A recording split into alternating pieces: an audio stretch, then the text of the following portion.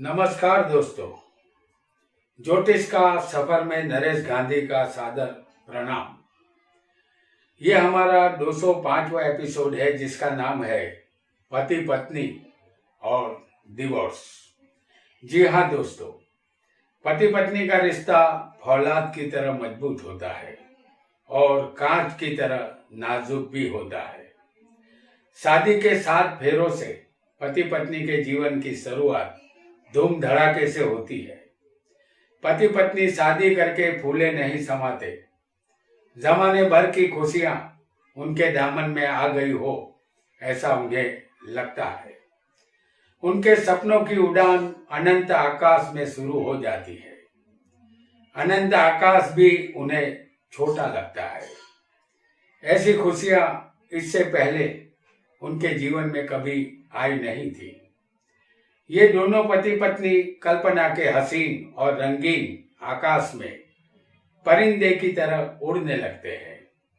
चांद के पार जाने की तमन्ना उन दोनों में जाग जाती है, लेकिन चांद के पार जाने की तमन्ना एक दिन चकनाचूर हो जाती है जब ये दोनों सच्चाई के धरातल पर आ टकरा जाते हैं। दोनों पति पत्नी के हसीन कांच के सपने टूट जाते हैं और सपनों के टूटते ही दोनों के बीच खड़ी हो जाती है डिवोर्स की मजबूत दीवार। क्योंकि पति पत्नी यहाँ अलग हो जाते हैं। डिवोर्स लेकर आज कुंडली के माध्यम से हम जानेंगे कि पति पत्नी में डिवोर्स क्यों होता है। ऐसे कौन से ग्रह है जो पति पत्नी को डिवोर्स के रास्ते पर ले आते हैं। आइए जानते हैं उन ग्रहों को जो पति पत्नी के शादीशुदा संसार को जला देते हैं।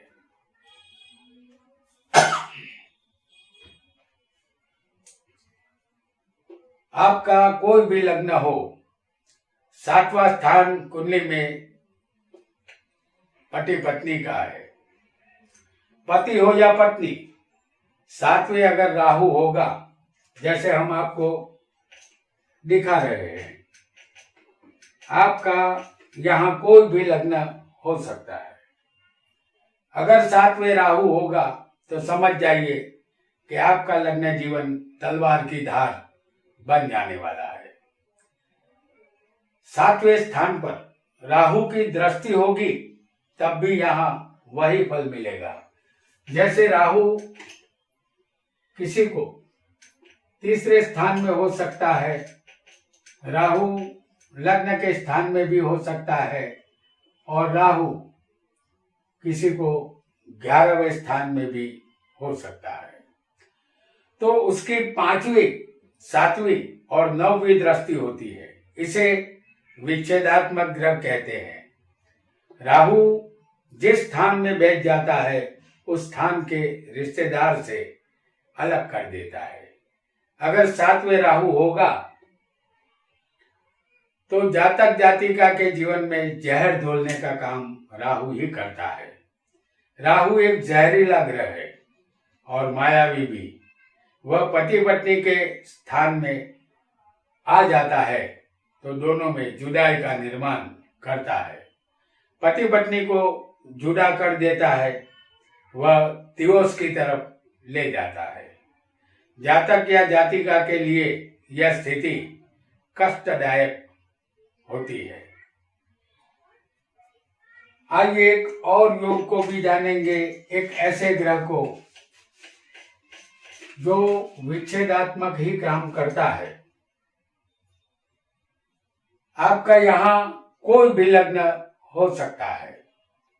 दूसरा विच्छेदात्मक ग्रह है सूर्य। ये सूर्य अगर किसी को 7म स्थान में हो या सूर्य लग्न में बैठा हो तो उसकी 7वीं दृष्टि 7म स्थान पर आएगी। तो सूर्य एक क्रूर ग्रह माना गया है। सूर्य 7वें शुभ फल नहीं देता और लग्न में होगा तो उसकी 7वीं दृष्टि 7म स्थान पर आएगी। कुंडली का पहला स्थान सूर्य का उदित स्थान होता है और 7वां स्थान सूर्य का अस्त स्थान है। हर सुबह सूर्य पूर्व से निकलता है। उसके निकलते ही मनुष्यों की पृथ्वी पर हलचल बढ़ने लगती है।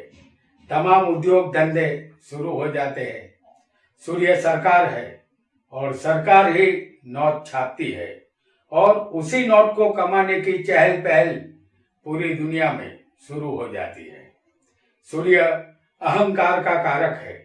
सूर्य 7वें स्थान में अस्त हो जाता है और 7वें सूर्य जातक जातिका की कुंडली में होगा तो यहाँ जीवन साथी से हार मिलेगी। सूर्य सामने वाले पात्र से हरा देता है। जातक की कुंडली में 7वें सूर्य हो तो पति को पत्नी के सामने 2 हाथ जोड़ना पड़ता है और जातिका की कुंडली में हो तो पति घमंडी होता है। उसको सहन करना पत्नी के बस की बात नहीं होगी। यही सूर्य लग्न में हो और सूर्य की 7वें दृष्टि हो तो 7वें स्थान पर अगर ऐसी दृष्टि आएगी सूर्य की और अगर सूर्य 7वें होगा तो डिवोर्स लगभग यहाँ तय कर देता है। यहाँ पति पत्नी का डिवोर्स निश्चित बन जाता है। आइए एक और ग्रह को भी जानेंगे जो इसी तरह का बुरा फल देता है। यहाँ आपका लग्न कोई भी हो सकता है। तीसरा शादी के जीवन में बाधक बनने वाला ग्रह है शनि। और अगर किसी को 7वें स्थान में शनि आ जाए, शनि की तीसरी दृष्टि होती है, उसकी 7वीं दृष्टि भी होती है और उनकी 10वीं दृष्टि भी होती है। अगर शनि 7वें हो तो जातक हो या जातिका 7वें शनि हो तो शादी का सुख नहीं मिलता। अगर 7वें स्थान पर शनि की दृष्टि हो, जैसे तीसरी दृष्टि 7वें पर आएगी, लग्न में शनि होगा तो उसकी 7वीं दृष्टि होगी और 10वें शनि होगा तो 10वीं दृष्टि यहाँ पर आएगी। शनि लग्न में हो तो 7वीं दृष्टि यहाँ पर आती है और 10वें हो तो 10वीं दृष्टि यहाँ आएगी। तीसरे हो तो तीसरी दृष्टि यहाँ पर आएगी। तो ये ग्रह दुख देने का काम करता है। दुख देने की शक्ति इस ग्रह के पास है और ये ग्रह भी डिवोर्स के रास्ते पर ले जाता है और कोर्ट दरबार का दरवाजा दिखा देता है। 7वें शनि शादी भी देरी से करवाता है और जीवन साथी को लेकर दुखी करता है। 7वें शनि पति या पत्नी को शंकाशील स्वभाव का बनाता है। शंका के बादल दिनों दिन और घने और काले होते जाते हैं। शनि अंधकार के मालिक है। अगर 7वें होंगे तो उस स्थान पर अंधकार छा जाता है। शनि से पति या पत्नी को दुख ही हासिल होता है, क्योंकि शनि जिस स्थान को देखता है तो उस स्थान का भी शनि नाश करता है। यह शनि तलाक के अंधेरे रास्ते पर ले जाता है और पति पत्नी को अलग कर देता है। आइए एक और योग को भी जानेंगे। ये तीनों ग्रह सूर्य, राहु और शनि जो विच्छेदात्मक ग्रह माने गए हैं, इसे हम जान चुके हैं। यहां हम फिर एक बार कोई भी लग्न हो, शुक्र के साथ राहु, जैसे हम आपको दिखा रहे हैं, शुक्र के साथ राहु, ये शुक्र और राहु की युति किसी भी स्थान में हो सकती है और अगर ऐसी युति होगी किसी भी स्थान में तो समझ जाइए शादी का सुख नहीं मिलेगा। जातक जातिका की शादी में राहु बाधक बनेगा। शुक्र दाम्पत्य सुख का कारक है। अगर वह राहु से पीड़ित होगा तो जीवन साथी का सुख मिलना मुमकिन नहीं होता। ऐसी युति जातक जातिका को डिवोर्स की तरफ ले जाती है। और अगर एक और योग को भी हम जानेंगे कि यहाँ किसी का कोई भी लग्न हो सकता है। 7वें स्थान में अगर शनि, सूर्य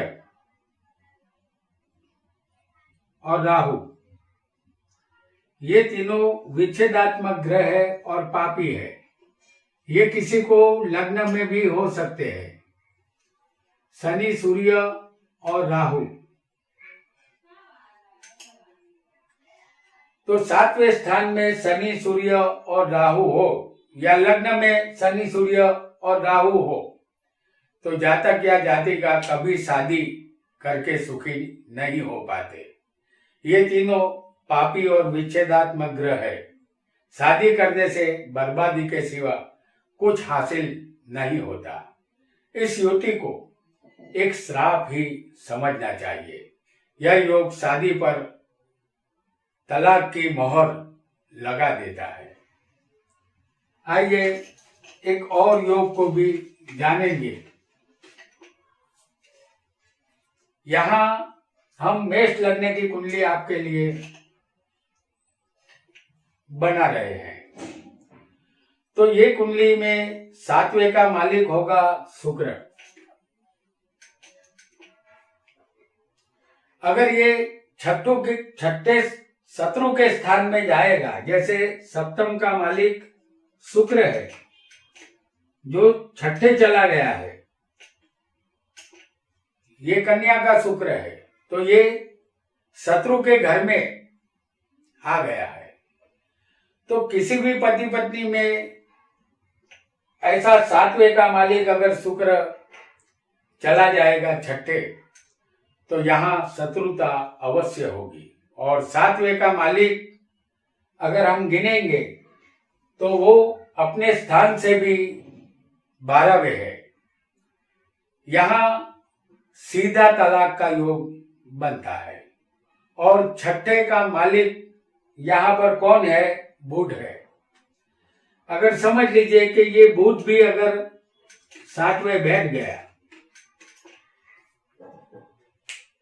अगर ये बुध 7वें बैठा होगा तब भी यही फल जातक को मिलेगा। यहाँ जातक जाति का एक दूसरे के शत्रु बनते हैं, क्योंकि शत्रु स्थान का मालिक बुध 7वें आ गया है। तलाक यहाँ निश्चित होता है। और अगर एक और योग को भी हम समझेंगे, इस बार हम आपके सामने वृषभ लग्न की कुंडली ला रहे हैं आपके लिए। इस कुंडली में सप्तम का मालिक होगा मंगल। यहां पर वृश्चिक राशि 7वें आएगी और उसका मालिक होगा मंगल। तो 7वें का मालिक अगर मंगल 12वें हो तो यहाँ मेष का मंगल होगा, ये बलवान मंगल है। अगर 7वें का मालिक मंगल 12वें होगा तो ये स्थान व्यय का है और विनाश का है। यहाँ लग्न जीवन का विनाश होता है। और ये मंगल 7वें स्थान से भी छठे है और छठा स्थान शत्रु का है। यहाँ लग्न जीवन की गाड़ी पटरी से उतर जाती है। इसी तरह 12वें का मालिक मंगल ही बनता है। और अगर ये मंगल 12वें का मालिक होकर समझ लीजिए कि 7वें आ गया, अगर ये मंगल 7वें बैठ जाता है तो लग्न जीवन का सुख यहाँ नहीं मिलता, क्योंकि विनाश का मालिक 7वें आ गया है। यहाँ लग्न जीवन का विनाश होता है, अर्थात डिवोर्स होता है। कुंडली में डिवोर्स योग न बना हो तब ये शादी करने वाला जोड़ा यहाँ सुखी होगा। जिसकी कुंडली में डिवोर्स योग बना हो उसे ऐसे पात्र से शादी करनी चाहिए जिसकी शादी में ऐसा डिवोर्स योग न बना हो। अगर समझ लीजिए कि पति की कुंडली में ऐसा योग बना है डिवोर्स का, तो पत्नी को चाहिए कि कोई ऐसा लड़का पसंद करे जिसकी कुंडली में कोई भी डिवोर्स योग न बना हो, तब ये शादी कामयाब होती है। तो दोस्तों, आज हमने लग्न जीवन संबंधित कुछ योगों को जाना। आज इतना ही। आपका बहुत बहुत धन्यवाद।